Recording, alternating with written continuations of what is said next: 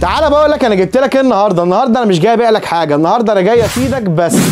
كل الناس بتسال على الالات الحاسبه 991 الكاسيو الاف اكس ال 570 ال 95. انا عايز اعرفك حاجه بين الاصلي وبين التقليد، وازاي تعرفهم، وازاي تكتشف الاله اللي معاك اصليه او تقليد، وايه الهاي كوبي وايه الكوبي وبتعمل ايه، وهنفهم كل الكلام ده مع بعض في الفيديو ده. تعالى بقى قرب عليا هنا. انا معايا هنا نوعين اله، دي اف اكس 991 اي اس بلس، ودي اف اكس 991 اي اس بلس. طب ايه الفرق بين دي وبين دي؟ يعني دي بنص ثمن دي، يعني دي الهاي كوبي اللي هي التقليد بس اللي بتعمل ال 417 عمليه كاملين زي الاصليه، ودي الاصليه بتاعت شركه كاسيو اللي هي ما فيش اي عليها غبار. طب احنا هنعرف ازاي الكلام ده؟ في فيديو انا سايبه لك في قلب الفيديو هتشوفه، وهتعرف ازاي تجيب الباركود بتاع الاله، وازاي ان انت تاخده سكان، وازاي تتاكد من ان الاله دي اصليه او تقليد. تعالى كده نفتح اله ونقول لك بتجيب الباركود ده ازاي.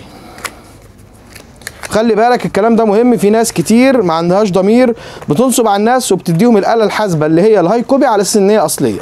طيب هنفتح الاله كده، هندوس اون، في زرار هنا مود اهو اللي جنب الاون على طول هندوس عليه، وندوس رقم 0 هيجي لنا الباركود ده. هنسحبه سكان زي ما انت هتشوف في الفيديو كده، تمام، وهندوس فتح في المتصفح، وهندوس تحقق، جاب لنا الاله اصليه او هيجيب لنا الاله غير اصليه بالاحمر او بالازرق، تمام. دي الاله الهاي كوبي.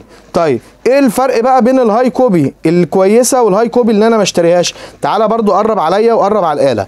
الهاي كوبي الكويسه اللي انت تشتريها بتعمل العمليه الحسابيه دي، وبتعمل العمليه الحسابيه دي، يعني الزراير دي مش منظر، الزراير دي شغاله زي الاصليه بالظبط. طيب الثانيه مهما تدوس هنا ومهما تدوس هنا مش هتجيب لك اي حاجه خالص، فدي بالتالي ملهاش اي 30 لازمه، لان اغلب العمليات الحسابيه اللي انت بتعملها منين؟ بتعملها من العمليه دي والعمليه دي، تمام.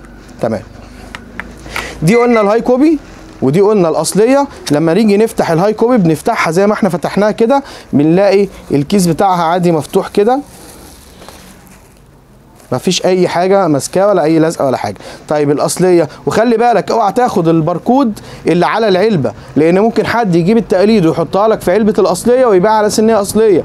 خلي بالك من دي، ما تجيبش الباركود بتاعها غير زي ما انا قلت لك مود 0.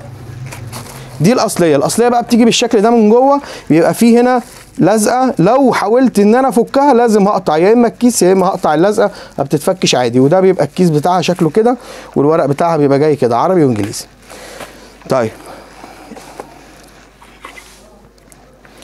دي سعرها كام ودي سعرها كام؟ انا قلت لك النهارده انا مش جاي ابيع لك الات حاسبه، انا النهارده جاي اوعيك واعرفك ازاي تفرق بين الاصليه وبين التقليد، عشان ما حدش يقدر يضحك عليك ابدا. طول ما انت مع مكتبه هلال ما حدش يقدر يضحك عليك ابدا بفضل الله. الاله الاصليه وعندنا الهاي كوبي، اما التقليد اللي هي فيها زراير مش شغاله احنا بندخلهاش المكتبه، طردناها من عندنا وقلنا لها مش هتخش عندنا هنا تاني بفضل الله. طيب اسعار دي ايه واسعار دي ايه؟ اما تكلمونا على الواتس على رقم 011 40 67 87 63 هنقول لك سعر دي ايه والخصم بتاعها ايه، وهنقول لك سعر دي ايه والخصم بتاعها ايه، وتاخد من عندنا الاصليه وانت مغمض عينيك، وتاخد من عندنا الهاي كوبي وما تقلقش منها، شغاله معاك زي الفل ومفيش اي مشكله. مع مكتبه هلال كله كسبان بفضل الله سبحانه وتعالى. شرفونا في المعتمديه، شارع الملعب، بلاد دكرور، والسلام عليكم ورحمه الله.